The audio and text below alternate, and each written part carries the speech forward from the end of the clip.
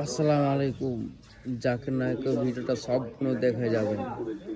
এমনকি এমনিতেও আমরা সঙ্গীতের মাধ্যমে ঈশ্বরের প্রশংসা বা নিজেদের আবেগ প্রকাশ করে থাকি, তাহলে গান বাজনা গ্রহণযোগ্য নয় কেন? আপনি যদি ভেবে দেখেন, এটা আপনাকে দূরে নিয়ে যায় আল্লাহ সুবহানাহু ওয়া তাআলার জিকির থেকে, সর্বশক্তিমানকে স্মরণ করা থেকে। আমি ব্রাহ্মণ্যবাদের একজন অনুসারী, কিন্তু আমি ইসলামের অনেক কিছুই পছন্দ করি। কিন্তু ইসলামের নিয়ম অনুসরণ করতে হলে আমাকে কি ইসলামে ধর্মান্তরিত হতে হবে, নাকি আমার ব্রাহ্মণ্যবাদের ধর্ম পালন করেই আমি ইসলামের বিভিন্ন নিয়ম অনুসরণ করতে পারবো? স্যার, আমি আপনার অনেক বক্তৃতাই দেখেছি, যেমন ইসলাম ও হিন্দু ধর্মের মধ্যে সাদৃশ্য এবং আরো অনেকগুলো। আপনার বক্তৃতা আমি খুবই পছন্দ করি। বোন খুব সুন্দর একটা প্রশ্ন করলেন। তিনি বললেন যে তিনি ব্রাহ্মণিজমের একজন একনিষ্ঠ অনুসারী, কিন্তু তিনি ইসলামের বিভিন্ন বিষয় পছন্দ করেন। তার প্রশ্ন হচ্ছে যে তিনি কি ইসলামের এই সব বিষয় অনুসরণ করতে পারেন এবং একই সাথে তারা ব্রাহ্মণিজম চর্চা করতে পারেন। তিনি আমার অনেক লেকচার দেখেছেন এবং অনেকটা পছন্দ করেন। বোন, প্রথমে আপনাকে বলি যে ইসলাম বা মুসলমান হওয়া কোনো উপাধি নয়। ইসলাম আবিধানিকভাবে বোঝায় শান্তি, যা পাওয়া যায় নিজেকে আল্লাহর কাছে সমর্পণ করে। তাই যে কোনো মানুষ যদি সে তার ইচ্ছা অনিচ্ছাকে আল্লাহর কাছে সমর্পণ করে, তাহলে সে একজন মুসলিম। শুধুমাত্র মোহাম্মদ, জাকির, আব্দুল্লাহ, সুলতান, শাকির নাম হলে মুসলমান হওয়া যায় না, বা ফাতিমা, আয়েশা, এইসব নামগুলো আপনাকে মুসলিম বানাবে না। মুসলমান মানে যে তার ইচ্ছা অনিচ্ছাকে আল্লাহর কাছে সমর্পণ করে। তো প্রথমেই খুঁজে বের করতে হবে আপনাকে মহান আল্লাহর আদেশ কি। বোন বলেছেন যে তিনি ব্রাহ্মণিজমের একজন একনিষ্ঠ অনুসারী এবং তিনি ইসলামেরও বিভিন্ন বিষয় পছন্দ করেন।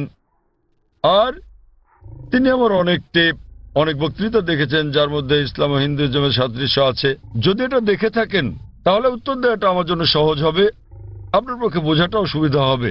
আপনি যদি দেখে থাকেন আমার হিন্দুইজম ইসলামের সাদৃশ্য নিয়ে বক্তৃতা, যেটা আমি বোধহয় প্রথম শান্তি সম্মেলন চেন্নাইয়ে দিয়েছিলাম, ইসলাম ও হিন্দু ধর্মের মধ্যে সাদৃশ্য।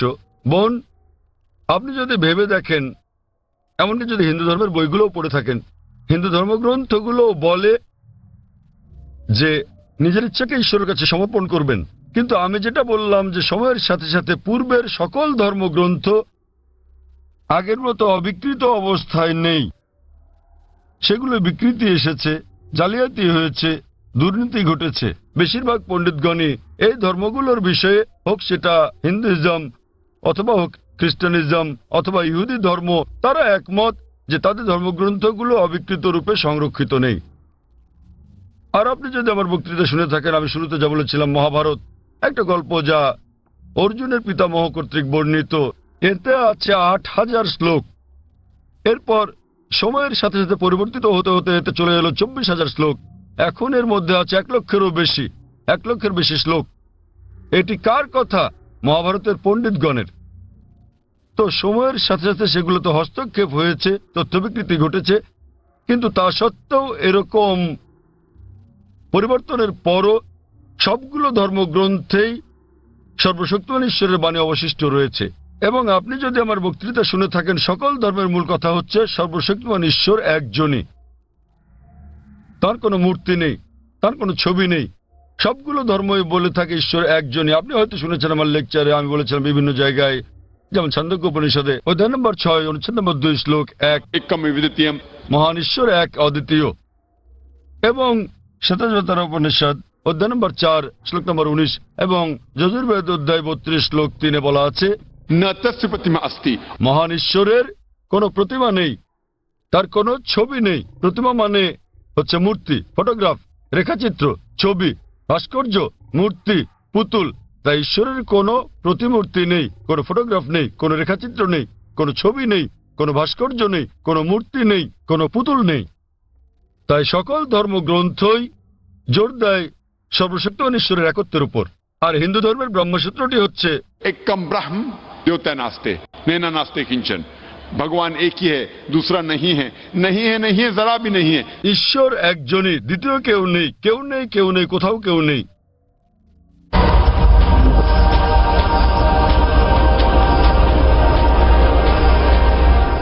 এবার আসি মূল প্রশ্নে, যা হলো একজন কট্টর ব্রাহ্মণ হয়েও আপনি ইসলামের শিক্ষা অনুসরণ করতে পারবেন কিনা। বোন, একজন সাধারণ ব্রাহ্মণের পক্ষে মুসলিম হওয়ার চেষ্টা করাটা কঠিন, কিন্তু যদি কঠোর ব্রাহ্মণ হয়ে থাকেন, বেদকে কঠোরভাবে মেনে চলেন, তাহলে আপনার ইচ্ছা অনিচ্ছা ঈশ্বরের কাছে সমর্পণ করতেই হবে। আপনি যদি সাধারণ ব্রাহ্মণ হয়ে থাকেন যে কিছু নিয়ম মানেন আবার কিছু মানেন না, তাহলে আপনার পক্ষে ঈশ্বরের কাছে নিজের ইচ্ছাকে সমর্পণ করা কঠিন হবে। কিন্তু যদি কঠোর ব্রাহ্মণ হয়ে থাকেন, বেদকে কঠোরভাবে মেনে চলেন, তাহলে আগে আমি যা বলেছি আপনাকে মানতেই হবে। 3টি পংক্তি আমি বলেছি যে আপনাকে এক ঈশ্বরে বিশ্বাস করতে হবে, আপনি মূর্তি পূজা করতে পারবেন না। আপনাকে বিশ্বাস করতে হবে যে ঈশ্বর এক, তার কোনো প্রতিচ্ছবি নেই, কোনো ফটোগ্রাফ নেই, কোনো মূর্তি নেই। এবং যদি আপনার ধর্মগ্রন্থগুলো পড়ে থাকেন, সেগুলোতে সর্বশেষ এবং চূড়ান্ত নবী মুহাম্মদ সাল্লাল্লাহু সাল্লামের আগমনের কথা উল্লেখ করা হয়েছে। আর আপনি যদি আমার বক্তৃতা ইসলাম ও হিন্দু ধর্মের মধ্যে সাদৃশ্য আর হিন্দু ধর্মে মোহাম্মদ সাল্লাল্লাহু সাল্লাম এই দুটো দেখে থাকেন, আমি বিস্তারিত আলোচনা করেছি যে নবী মোহাম্মদ সাল্লাল্লাহু সাল্লামের কথা আপনাদের ধর্মগ্রন্থে আছে। তাই যদি আপনি খারাপ ব্রাহ্মণ হয়ে থাকেন, তাহলে আপনার এটা বিশ্বাস না করার কোনো সুযোগ নেই যে ঈশ্বর এক, তার কোনো চিত্র নেই, কোনো মূর্তি নেই। এবং আপনাকে এটা বিশ্বাস করতে হবে যে মহান ঈশ্বরের সর্বশেষ দূত, সর্বশেষ বার্তাবাহক কল্কি অবতার হচ্ছেন নবী মুহাম্মদ সাল্লাল্লাহু সাল্লাম। কিন্তু যখন আপনার ধর্মগ্রন্থ বলে যে আপনাকে কল্কি অবতার চূড়ান্ত দূতকে অনুসরণ করতে হবে, তো যখন আপনি এই দূত নবী মুহাম্মদ সাল্লাল্লাহু আলাইহি ওয়াসাল্লামের বাণীগুলো পড়বেন, তখন আপনি দেখবেন যে এই কথাগুলো আপনার ধর্মগ্রন্থগুলোতে যা লেখা আছে তার সাথে মিলে যাচ্ছে। আবার একই সাথে দেখবেন এটা আপনার ধর্মগ্রন্থের অনেক কথার বিরুদ্ধে যাচ্ছে। তো এখন আমরা মনে করি যে কোরআন সর্বশক্তিমান আল্লাহর শেষ ও চূড়ান্ত নির্দেশনা, যা নাজিল করা হয়েছিল সর্বশেষ ও চূড়ান্ত নবী মুহাম্মদ সাল্লাল্লাহু আলাইহি সাল্লামের উপরে। এই কোরআন হলো ফোরকান, এটা হলো ন্যায় এবং অন্যায়ের পার্থক্যকারী। তাই কোরআনের সাথে যা যা মিলে যায়, সেটা যদি বাইবেলে উল্লেখ থাকে অথবা থাকে বেদে অথবা মহাভারতে অথবা রামায়ণে, নিশ্চিতভাবে আপনি ধরে নিতে পারেন যে তা হয়েছে সর্বশক্তিমান ঈশ্বরের ইচ্ছা ও আদেশ অনুসারেই। যদি সেটা বিরুদ্ধে যায়, আপনাকে মানতে হবে যে এটা হচ্ছে সর্বশক্তিমান ঈশ্বরের ইচ্ছা ও আদেশের বিপরীত। তাই আপনি যদি একনিষ্ঠ ব্রাহ্মণ হন, ব্রাহ্মণিজম চর্চা করে থাকেন, আপনাকে এক ঈশ্বরে বিশ্বাস করতে হবে, মূর্তি পূজার বিরোধিতা করতে হবে। আর আপনি যদি আমার সেই বক্তৃতা ইসলাম ও হিন্দু ধর্মের সাদৃশ্য শুনে থাকেন, সেখানে যা বলা হয়েছে, আপনি যদি কমপক্ষে ইনশাআল্লাহ এগুলো আপনাকে জান্নাতে নেওয়ার জন্য যথেষ্ট হবে ইনশাআল্লাহ। তাই আপনি যদি আমার বক্তৃতা ইসলাম ও হিন্দু ধর্মের মধ্যে সাদৃশ্য শুনে থাকেন, সর্বশক্তিমান ঈশ্বরের একত্ববাদ সম্বন্ধে, নবী মুহাম্মদ সাল্লাল্লাহু আলাইহি সাল্লাম সম্বন্ধে, কিভাবে সালাত আদায় করা যায়, মদ খাওয়া যাবে না, শুকরের মাংস খাওয়া যাবে না, যা কোরআনের সাথে সাথে আপনাদের ধর্মগ্রন্থ বলা আছে, আপনাদের বেদে শালীনতার বিষয়ে বলা আছে যে মহিলাদের নিজেদের আবৃত রাখা উচিত, যা কোরআনেও বলা আছে। তাই আমার সেই বক্তৃতায় যা যা আমি বলেছি, আরো অনেক বিষয় আছে, কিন্তু আপনি যদি শুধু এই বিষয়গুলো ভালোভাবে অনুসরণ করেন বোন, ইনশাল্লাহ ইনশাল্লাহ এগুলো আপনাকে এই পরীক্ষায় পাশ করিয়ে দেওয়ার জন্য যথেষ্ট। আপনি চাইলে আরো অনেক কিছু অনুসরণ করতে পারেন, কিন্তু কমপক্ষে এই বিষয়গুলো, এই প্রধান বিষয়গুলো যা আমি উল্লেখ করেছি, কিন্তু আপনার ধর্মগ্রন্থে যা বিতর্কিত, আপনার তা অনুসরণ করা উচিত নয়। কারণ আপনাদের পণ্ডিতগণই বলেন যে এটা সময়ের আবর্তনে পরিবর্তিত হয়ে গেছে। আমাদের বুঝতে হবে যে এই বিষয়গুলো হচ্ছে তথ্য বিকৃতি, হস্তক্ষেপিত, সত্যের অতিরঞ্জন। তাই মিলগুলো শুধু অনুসরণ করেন, ইনশাল্লাহ ইনশাল্লাহ আপনি একজন ভালো ব্রাহ্মণ হতে পারবেন। আপনি নিজ ধর্মগ্রন্থের অনুশাসন মেনে চলেন, জাফর খান এবং কোরআনের সাথে মিলে যায়, এবং ইনশাল্লাহ একজন নিয়মনিষ্ঠ মুসলমানও হতে পারেন। তো আশা করি ইনশাল্লাহ যে সর্বশক্তিমান আল্লাহ আপনাকে হিদায়াত দান করুন। বোন, আপনি কি বিশ্বাস করেন ইসলাম ও হিন্দু ধর্মের সাদৃশ্য নিয়ে আমি আলোচনায় যে কথাগুলো বলেছিলাম? হ্যাঁ স্যার, পুরোপুরি। বোন, আমার লেকচারের কথাগুলোর সঙ্গে আপনি একমত? জি স্যার।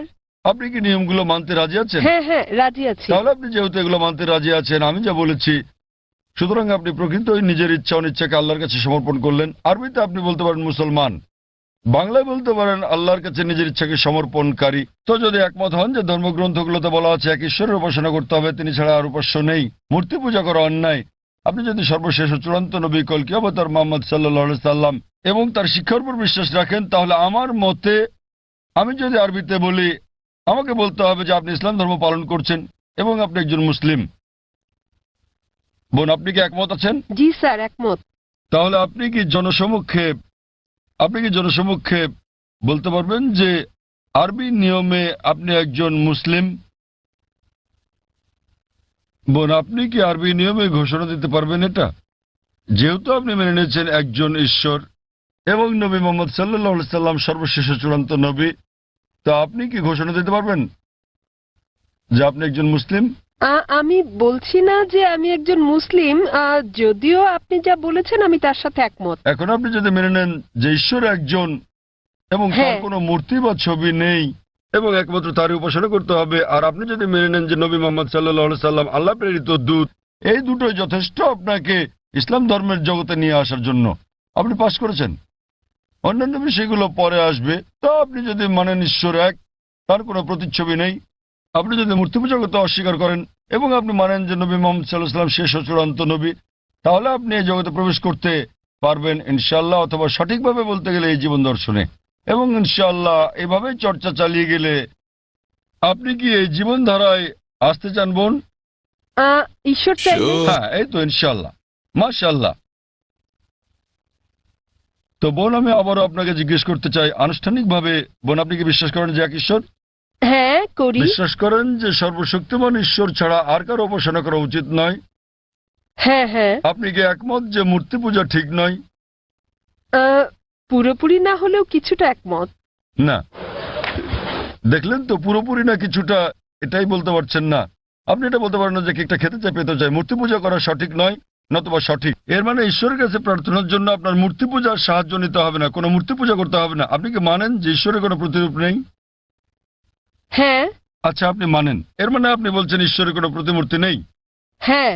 ঠিক আছে। আপনি কি মানেন যে নবী মোহাম্মদ সাল্লাল্লাহু আলাইহি সাল্লাম সর্বশেষ চূড়ান্ত নবী? আমি আসলে এইটুকু পর্যন্ত ভালো করে জানি না, কিন্তু অন্যগুলো আপনি যা বলেছেন আমি মানছি, কিন্তু আমি আসলেই সর্বশেষ বিষয়গুলো জানি না। আপনি কি মানেন যে তিনি আল্লাহ প্রেরিত দূত?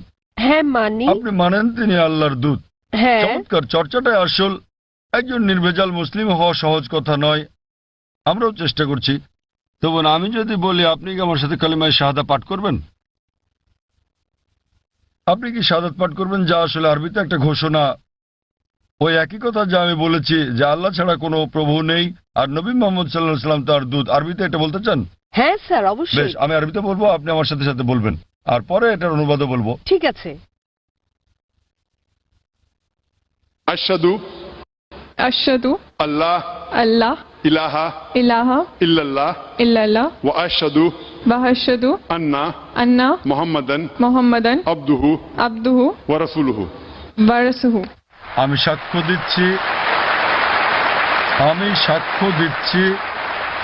সাক্ষ্য দিচ্ছি যে যে কোনো উপাস্য নেই কোনো উপাস্য নেই আল্লাহ ছাড়া, আল্লাহ ছাড়া, আর আমি সাক্ষ্য দিচ্ছি আর আমি সাক্ষ্য দিচ্ছি যে নবী মোহাম্মদ সাল্লাল্লাহু আলাইহি যে সাল্লাম নবী মোহাম্মদ সাল্লাল্লাহু আলাইহি হলেন সাল্লাম হলেন আল্লাহর আল্লাহর বান্দা এবং রাসূল।